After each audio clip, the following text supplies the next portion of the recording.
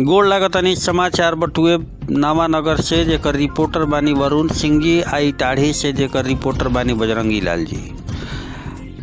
अब खबर तनी इटाढ़ी से सुनी। जौना प्रकार से पुलिस नया नया तरीका लगा के शराब तस्कर पे नकेल लगावे के तैयारी करती है, वही जे दूसरा तरफ भी तस्कर नया नया तरीका आजमा के शराब तस्करी कर रहल बड़न। कुछ दिन पहले ही गैस सिलेंडर में छुपा के लावल जा रहे शराब के पुलिस पकड़ले रहे। ताज़ा मामला इटाढ़ी थाना क्षेत्र के लोहंदी गांव के बटुए, जहां पुलिस 620 बोतल देसी शराब बरामद कैलस।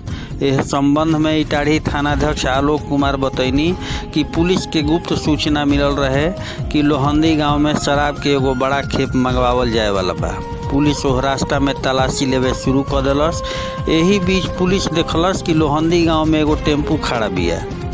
पुलिस टेम्पू के तलाशी लेवे शुरू कैलस। जब सीट उठा के देखलस तब पुलिस के होशे उड़ी गई। टेम्पू के सीट के नीचे एगो बक्सा बनावल गई रहे, जौना में शराब रखल गई रहे। पुलिस टेम्पू से कुल 200 ml के 620 बोतल ब्लू लाइम देसी शराब बरामद कैलस। ओहिजे वो टेम्पू के जब्त कर लिहल गई। बरामद शराब के कीमत 1,25,000 रुपया बतावल जाता है। थानाध्यक्ष बतैनी कि पुलिस शराब तस्कर के पता लगावे में जुट गई बिया। अब दूसरा खबर जौन बटुए नावानगर के कणसर से। तो एक पहले हेडलाइन सुन ली। कणसर के एगो अरहर के खेत से 10 लीटर महुआ शराब पुलिस कैलस बरामद। अब खबर तनी विस्तार से सुनी।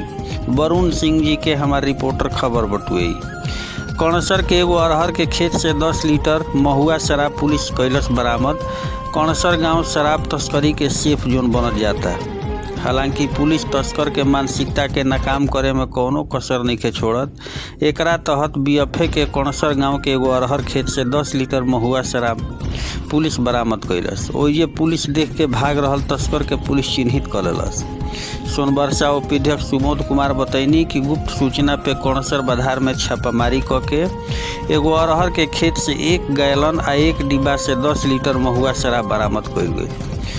उक्त शराब गाँव ही के अशोक चौधरी के रहे, जो ओइजे बैठ के बेचे के काम करत रहे। पुलिस देख के उ फरार हो गई। थानाध्यक्ष बतैनी कि तस्कर अशोक चौधरी पे नामजद FIR दर्ज कर लिहल गई बा। गिरफ्तारी खातिर छापामारी जारी बा।